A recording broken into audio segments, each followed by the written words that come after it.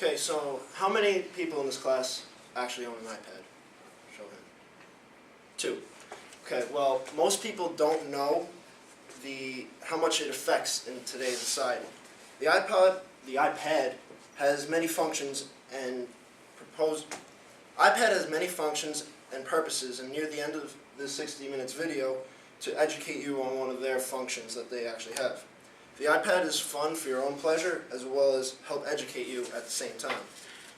Now, the iPad has its effects in sports.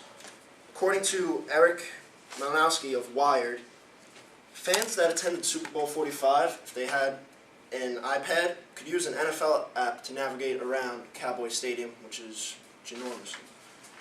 Now, also, Rick Stroud of NFL.com reported earlier this year that Tampa Bay Buccaneers became the first franchise to get rid of paper playbooks and transferred all to the iPads for players for easier access.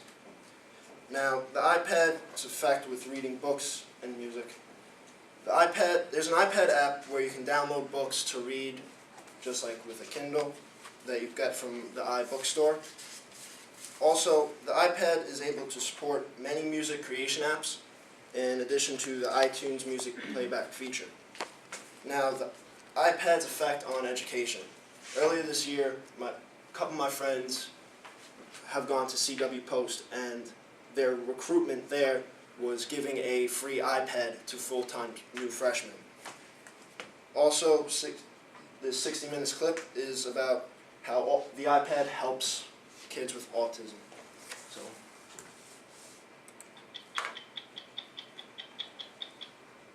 in the weeks since Steve Jobs died, there's been an outpouring of gratitude from his fans for the way his inventions, like the iPad, changed their lives.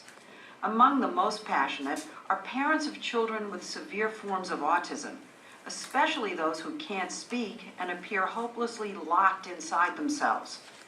Those parents often say these kids understand more and know more than they're able to communicate. Well, now with the iPad and other tablet computers spreading through the autism community, some of those parents are finding out they were right.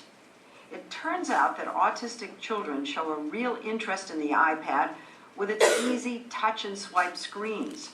With specially designed applications or apps, these computers are helping them communicate and unlocking the isolation of people like 27-year-old Joshua Hood. He resorted to charades. So you'd be like, can you spell it? Can you show me?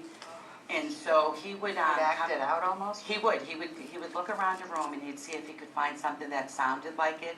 It was just to tell you one thing that he wanted, yes. How are you? But not anymore. I want a drink. For the past year, Josh has been using an Apple iPad as his voice, and he is, well, he's reborn. What are we having to eat today, Josh? I want bacon, please. Okay. Yeah! You did it!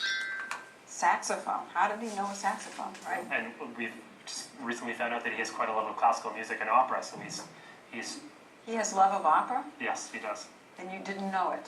Didn't know it. Yeah.